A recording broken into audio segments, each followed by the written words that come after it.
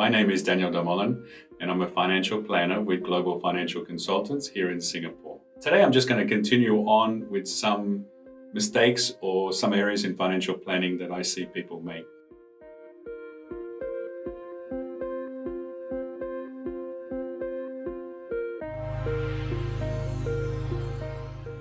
I think one of the most important things you can do on a month-to-month basis is have a budget. I think a lot of times where people can't save at the end of the period is because they don't have a budget. And sometimes people that do have a budget are not very successful because they don't have something to save for. So have a goal to save for at the end of the day.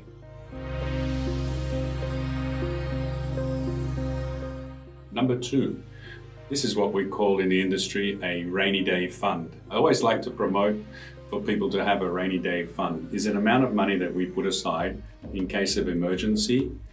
We can access that money. So you don't need to go in your savings or break your fixed deposits or break your investments in order to cover up a small emergency.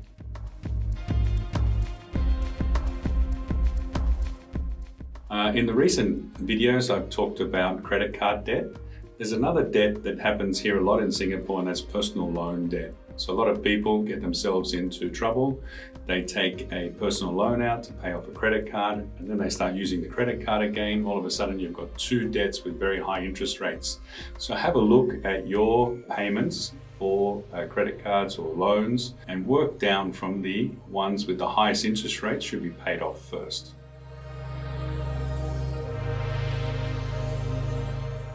Poor tax planning. I know it's not so important here in Singapore as we don't have a lot of relief or tax deductions, but in case you are planning on moving back to your own country or you're making long-term decisions on savings, investments and retirement, take your tax arrangements into consideration and where you'll be living at the time.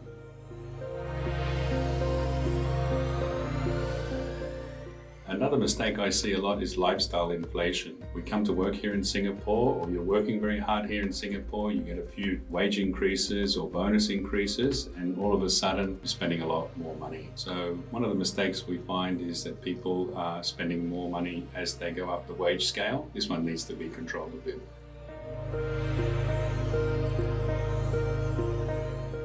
One of the mistakes I see here a lot with expatriates working in Singapore is they have a lot of their money tied up in property. I've seen some people that have 90 or 95% of their assets in property.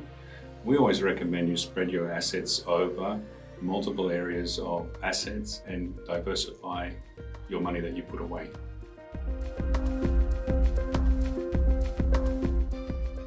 The last one for today is not seeking out professional advice.